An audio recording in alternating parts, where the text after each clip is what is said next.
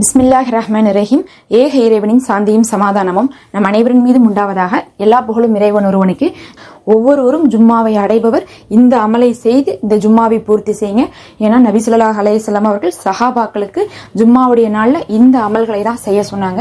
இது ரொம்ப பிரத்யேகமான அமல்கள். நம்ம மற்ற அமல்களை செய்தாலும் கூட இதை செய்யாமல் ஜும்மாவுடைய சிறப்பு நமக்கு இல்லைன்னு சொல்லலாம். அப்படின்னா எந்த அளவுக்கு இந்த அமல்களுக்கு முக்கியத்துவம் நபி அவர்கள் கொடுத்திருப்பாங்கன்னு பார்த்துக்கோங்க. அந்த சிறப்பு மிகுந்த அமல்களை தான் நம்ம பார்க்க போறோம். மொத்தமா 3 அமல்கள், 3 வார்த்தைகள். இதை நீங்க ஞாபகம் வச்சு இந்த நாள்ல ஓதினாலே போதும். உங்களுக்கு இந்த வாரம் முழுவதும் செய்த பாவங்கள் மன்னிக்கப்பட்டு இந்த வாரம் முழுவதும் கேட்ட துவாக்கள் கபூலாக்கப்படும். இன்ஷா அல்லாஹ் இந்த ஜும்மா உங்களுக்கு ஒரு சிறந்த ஜும்மாவாக அமையும். இந்த ஜும்மாவுடைய நாள்ல துவா கபூலாக்கப்பட்ட நல்லடியார்களாக அல்லாஹ் உங்களை தேர்ந்தெடுத்துக் கொள்வான். ஆமீன் யா ரப்பல் ஆலமீன். இப்ப அந்த அமலை பார்க்கலாம். அதுல முதல் அமல் என்னன்னா, நபி ஸல்லல்லாஹு அலைஹி வஸல்லம் அவர்கள் சொன்னாங்க, ஜும்மாவுடைய நாள் அப்படிங்கிறது மறுமை நிகழக்கூடிய நாள். அதனால ஜும்மாவுடைய நாள்ல மறுமையை நினைவுபடுத்துங்க அப்படின்னு சொன்னாங்க. அப்ப ஜும்மா வந்தாவே நீங்க என்ன பண்ணணும்? மறுமையை நினைவுபடுத்தி நம்ம அமல் செய்யணும். மறுமையை நினைவுபடுத்துறதுன்னா என்னது?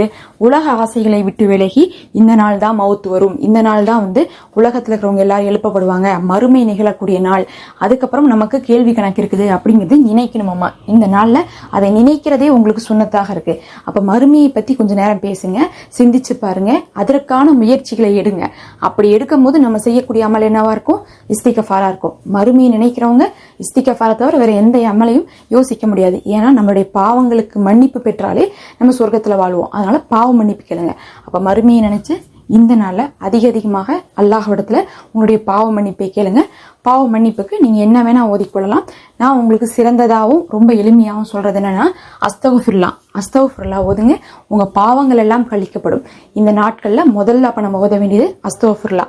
இரண்டாவது நம்ம என்ன செய்யணும்னா, நபி ஸல்லல்லாஹு அலைஹி வஸல்லம் அவர்கள் சொன்னாங்க, என் மீது அதிகமாக ஸலவாத் ஓதுங்கன்னு சொன்னாங்க. ஸலவாத்னா பாத்தீங்கன்னா நபி அவர்களுக்காக நாம அல்லாஹ்விடத்துல கேட்கக்கூடிய துவா. எப்படி நமக்காக இது வேணும் அது வேணும் நம்ம துவா செய்யறோமோ, அதே மாதிரி நபிக்காகவும் நபியுடைய குடும்பத்தினருக்காகவும் நபியுடைய சஹாபாக்களுக்காகவும் நாம என்ன கேட்கணும்? அவர்களை பின்பற்றியவர்களுக்கு அல்லாஹ்வுடைய சாந்தியும் ரஹ்மத்தும் பரக்கத்தும் கிடைக்கட்டும்னு கேட்கணும். அல்லாஹ் சொல்றான், நீங்க ஒரு மனிதனை பார்த்து சலாம் சொன்னா உங்களுக்கு 10 நன்மை எழுதப்படும். இன்னும் அவர் பதில் சலாம் சொன்னா அவருக்கும் 10 நன்மை எழுதப்படும் அல்லாஹ் சொல்றான். அதே மாதிரிதான் நபிக்கு நம்ம சலாம் சொன்னாலும் நமக்கு 10 நன்மை எழுதப்படும், 10 பாவங்கள் மன்னிக்கப்படும், 10 பதவிகள் உயர்த்தப்படும், 10 தேவைகள் நிறைவேற்றப்படும், நமக்கு நபி அவர்களுடைய பரிந்துரை கிடைக்கப்படும். சுபஹானல்லாஹ், எவ்வளவு சிறப்பு இருக்கு பாருங்க ஒரு ஸலவாத்துக்கு. அதனால இந்த நாள்ல அதிகமாக ஸலவாத் ஓதுங்க. அதுல நபி அவர்கள்ட்ட சஹாபாக்கள் கேட்கிறாங்க, எப்படி ஓதணும்னு கேட்கும் போது தரூதே இப்ராஹிம ஓதுங்கன்னு சொல்லி காட்டுறாங்க. ஆனா நம்ம தரூதே இப்ராஹிம் தான் ஓதணும் இல்ல, எது ஓதுனாலும் நமக்கு சிறப்பு தான். தரூதே இப்ராஹிம் ஓதுனா இன்னும் ரொம்ப சிறப்பா இருக்கும். அது ஸலவாத்திலேயே உயர்ந்த ஸலவாத்தா இருக்கு. நீங்க சின்ன ஸலவாத்தா ஓதணும்னா ஸல்லல்லாஹு அலா முஹம்மது ஸல்லல்லாஹு அலைஹி வஸல்லம் கூட ஓதிக்கலாம். அப்ப இரண்டாவது ஸலவாத் ஓதிக்கோங்க. மூன்றாவது என்னது? இது என்ன நாள்? துவா ஏற்கப்படக்கூடிய நாள். வாரத்திலே வைத்து அல்லாஹ் ஒரு நாளுக்கு துவா ஏற்கப்படக்கூடிய சக்தியை கொடுத்திருக்கான்னு அது ஜும்மா நாள் தான். எப்படி அரஃபான் நாள்ல துவா ஏற்கப்படுமோ, ஆசுரா நாள்ல துவா ஏற்கப்படுமோ, பாவங்கள் மன்னிக்கப்படுமோ, அதே மாதிரி ஜும்மா நாள்ல பாவங்கள் மன்னிக்கப்படும், துவாக்கள் ஏற்கப்படும். ஆனா அந்த துவா ஏற்கப்படக்கூடிய நேரம் அப்படிங்கிறது யாருக்கும் இன்னும் குறிப்பிட்டு தெரியாது இதுதான் சொல்லிட்டு. ஏன்னா அல்லாஹ் அதை மறைத்து வச்சிருக்கான். அப்ப ஏதோ ஒரு நேரத்துல நமக்கு துவா ஏற்கப்பட போகுதுன்னு அர்த்தம். அப்ப துவா ஏற்கப்பட போகும்போது நம்ம என்ன பண்ணணும்? அந்த நேரத்தை நம்ம பயன்படுத்திக்கணும். அப்ப ஜும்மா நாள் முழுவதும் வியாழக்கிழமை மகரீப்ல இருந்து ஜும்மா முடியற வரையுமே நீங்க என்ன பண்ணுங்க? இரவு வரையும் நீங்க துவா செஞ்சுக்கிட்டே இருங்க.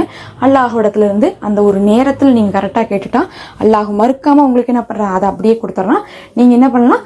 உங்களுடைய வாரம் முழுவதும் கேட்ட தேவைகள் அனைத்தையும் நினைவு வைத்து இந்த வாரம் கேட்டுக்கலாம். அப்ப துவா கேட்டுக்கிட்டே இருக்கணுமா? எப்படி நான் சும்மா கேட்டுக்கிட்டே இருப்பேன் அப்படின்னு நீங்க கேட்டீங்கன்னா, அதுக்குதான் நம்ம என்ன சொல்றோம்னா, சின்ன துவாக்கள் இருக்கு பாருங்க, குர்ஆன்ல இருக்கிற துவாக்களோ இல்ல சின்ன சின்ன வார்த்தைகள் இருக்கு பாருங்க, அந்த வார்த்தைகளை நம்ம ஓதுறதே நம்ம துவா கேட்ட சமமாக இருக்கும். அதுல பாத்தீங்கன்னா வருஹம்னி அப்படின்னு சொல்லக்கூடிய வார்த்தை தான் நபி அவர்கள் என்ன பண்ணுவாங்க? அதிகமாக ஓதுன துவாவாக இருக்கு. வருஹம்னினா எனக்கு அருள் புரிய அல்லாஹ் அப்படின்னு அர்த்தம். அந்த மாதிரி உங்களுக்கு எது வேணும்? அல்லாஹுடைய அருள் வேணுமா? அல்லாஹுடைய அருள் கேளுங்க.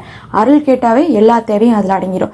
சிலர் எனக்கு வாஃபினின்னு கேட்கலாம், எனக்கு ஆரோக்கியத்தை கொடுன்னு சொல்லிட்டு கேட்கலாம். பாரிக்லின்னு கேட்கலாம், எனக்கு பரக்கத்தை கொடுன்னு கேட்கலாம். உங்களுக்கு எது வேணுமோ அதை கேட்கலாம். வருகம்னி அப்படிங்கிறது எல்லாத்தை விட ரொம்ப பெஸ்டா இருக்கும். அதவே அழகான சின்ன துவாவா எடுத்து கொஞ்ச நேரத்துக்கு ஒரு தடவை ஓதலாம். இப்ப நம்ம என்ன சொன்னோம், 3 சொன்னோம். ஒண்ணு வந்து மறுமையை நினைச்சு இஸ்திகஃபார் செய்யுங்க, 2வது ஸலவாத் ஓதுங்க, 3வது வந்து பாத்தீங்கன்னா ஒரு சின்ன துவா ஓதுங்கன்னு சொன்னோம்.